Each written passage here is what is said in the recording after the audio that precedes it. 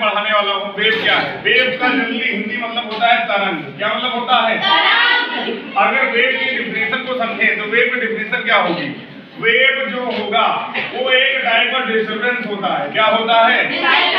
जो किसी न किसी मीडियम में प्रोड्यूस होता है, और जब वो मीडियम प्रोड्यूस होगा तो वो आगे क्या करेगा? प्रोसीड करेगा, आगे की तरफ बढ़ेगा, और उसके फॉर्म में कोई चेंज नहीं होगा।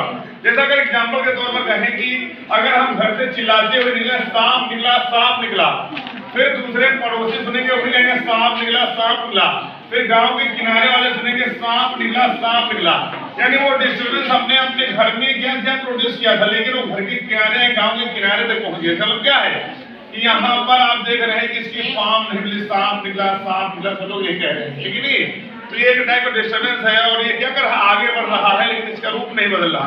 हमने कहा सांप निकला तो जल्दी कहा सांप निकला देखा रूप नहीं बदल रहा। तो यही एक डिस्टर्बेंस है। तो इसी तरह से बच्चों क्या होता है? एनर्जी का ट्रांसफर होता है। क्या ट्रांसफर होता है? क्रिएट हो रहा है, डिस्टर्बेंस जो क्रिएट हो रहा है, यहाँ पर एनर्जी प्रोड्यूस हो रही है। क्या प्रोड्यूस हो रही है? एनर्जी। और यही एनर्जी क्या होती है? ट्रांसफर होती है या प्रोसीड होती है। तो जैसे घर से हमने कहा कि सांप निकला तो एक एनर्जी थी। क्या थी बेटा? और ये आगे बढ़ रही है, सांप निकला सारे एनर्जी के फॉर्म में, और इस तरह से वेव क्या करती है? ट्रेवल करती है। क्लियर हुई बात?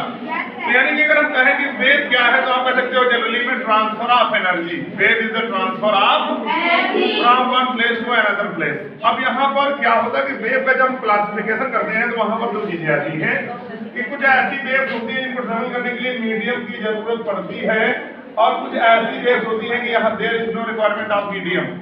जिन वेव्स को मीडियम की रिक्वायरमेंट होती है प्रोसीड होने के लिए, ट्रांसफर होने के लिए, उन वेव्स को कहते हैं मैकेनिकल वेव्स। क्या कहते हैं बच्चों? Mechanical waves. और जिनको मीडियम की जरूरत नहीं होती उन्हें क्या कहते हैं?